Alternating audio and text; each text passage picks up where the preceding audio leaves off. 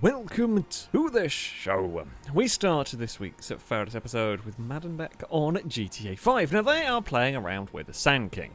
We've all done this at some point. The Sand Kings, especially when you're in a low supercar, the Sand Kings are good fun to mess about with because you can essentially scoop them up quite effectively.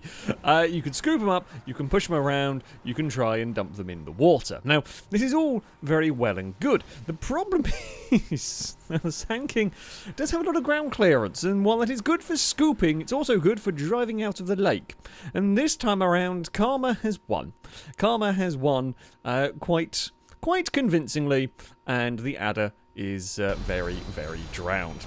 Dizzy is the next on GTA 5. Now, they're doing a spot of racing. They're doing some of the GTA racing, which means there are rockets and there are all sorts of things going on. Now, I'm not completely sure how the vehicle explodes in this. It drives up a ramp and is exploded. I'm not sure, sticky bomb. However, it somehow gets detonated, but it does manage to land on the car that we were following. You couldn't do that one if you tried, I don't think. That was, yeah, honestly, quite impressive. Chris is up next on GTA 5. Now, this, during one of the wonderfully entertaining randomized races, they've had a relatively good start. Actually got a relatively good car going on here. Unfortunately, some contact into one of the corners leaves them flying off the circuit, and the reset, well, this often resets your vehicle. It's about the worst you can get. You can get aircraft, but this would be bad on the initial changeover. It's even worse when it spawns you on the floor with the big jet. Yeah, it's a terrible respawn. Steel Guns up next on Cyberpunk. They have got to go and, well, they've got to get out of here. They've got to go find a vehicle. Well, that thing's upside down on fire, so their car here will do. Unfortunately, it is stuck in a railing, and the game decides to rectify this by well, freaking out, really. The railing sort of phased through the car, making the vehicle undrivable. It pushed it off the road and has now gone and got itself wedged in a wall, and it's just a bit broken, really, isn't it? It's not the ping a car off to space that you see from Cyberpunk, but that's not gone. Yeah, you're not going to be using that vehicle anymore.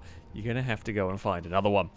Cobra Kai is up next on Need for Speed Carbon. They've got a police car chasing. They're trying to figure out what to do with it when, thankfully, it takes itself out of the equation. Yeah, makes it much easier. It's much easier to deal with them when they just crash into the big pursuit SUVs and whatnot, and then they can carry on their merry chase. Speaking of police chases, Blazer GL is on Beam. Now, here it is not as easy to breeze through a roadblock. Problems can occur, and in this case, the crash through the roadblock shatters the drive shaft. Now, they get a light bump from behind, and, well, I mean, that's the end of the car, right? In theory. The thing is, they managed to roll down a hill, and not only did they roll down a hill, they managed to get up a banking over the other side and find a little, I say, almost ditch to park their vehicle in. And notice that they are evading the police without a drive shaft. They have managed to sort of coast their way down a hill and find a secluded spot to hide and evade from the Beam police. It is actually, like, that's a very impressive. Well done on that. Well done for managing to successfully get away from the police with a broken drive shaft.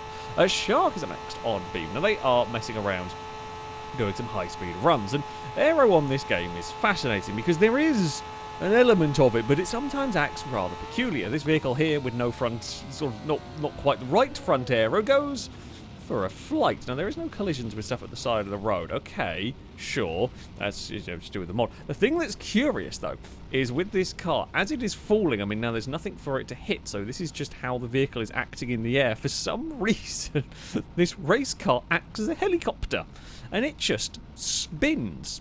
The aero on this is in such a way that it just spins and can actually sort of come down to a relatively soft landing. I'm not quite sure how that works, and it certainly shouldn't, but there we go. Apparently the Scintilla can be a helicopter in emergency situations. Who knew? Well, that very specific setup there.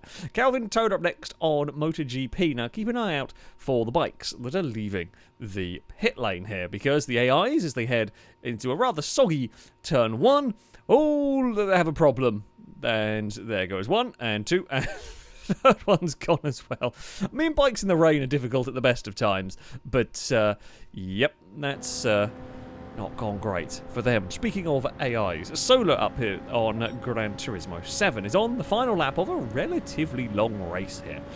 They are battling away with an AI that almost lose the back end through the chase. That is a sketchy place to almost drop it here. And the AI actually puts up a really, really good fight. It's a brilliant pass from the Citroen. I mean, it's frustrating if you end up losing a race right at the very end, but it's also really cool that the AI's done a great pass, and then they completely forget how to brake for the final corner and find themselves in a tyre bundle.